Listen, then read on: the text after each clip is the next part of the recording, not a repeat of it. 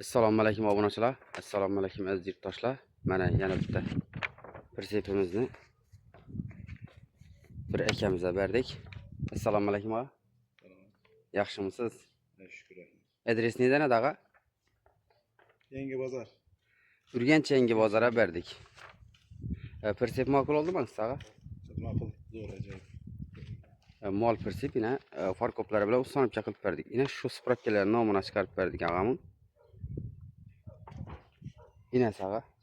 Rozimisiz? Razıyım. Aluvchilarga nima deysiz? Tavsiya qilasizmi?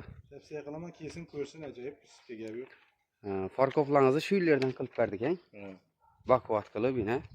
Teler 76'lık Bravo turbo 76'lık traktör persep risollarında yine. Ramaları şu illeri 6,5 3,5'lık. Kalan şu illerden. Kreline bir çıkıp gözetip veresim ağa.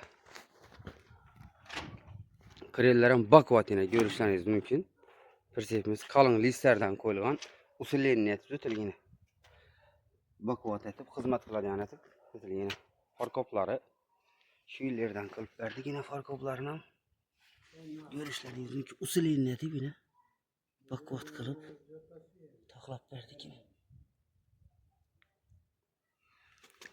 Kime şunun sıfatlı hizmetle gerek olsa ekranda telefon numaramizni kaldıramiz. Manzilimizni aytib o'tamiz.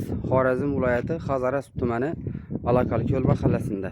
Xorazm viloyati Hazaras tumani Alaqali ko'l mahallasida joylashgan. Bemalol murojaat qilishlari mumkin. Bakvat qilib, chiroyli qilib yine taxlab berdik og'amizga. Bu yerdan tayyor pritsepimiz bor yine sotilgan, xudo xolasa.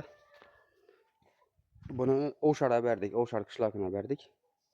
Kime shunday bakvat pritseplar, sifatli pritseplar kerak bo'lsa, murojaat qilaverasizlar. Sog' bo'ling, salomat bo'ling.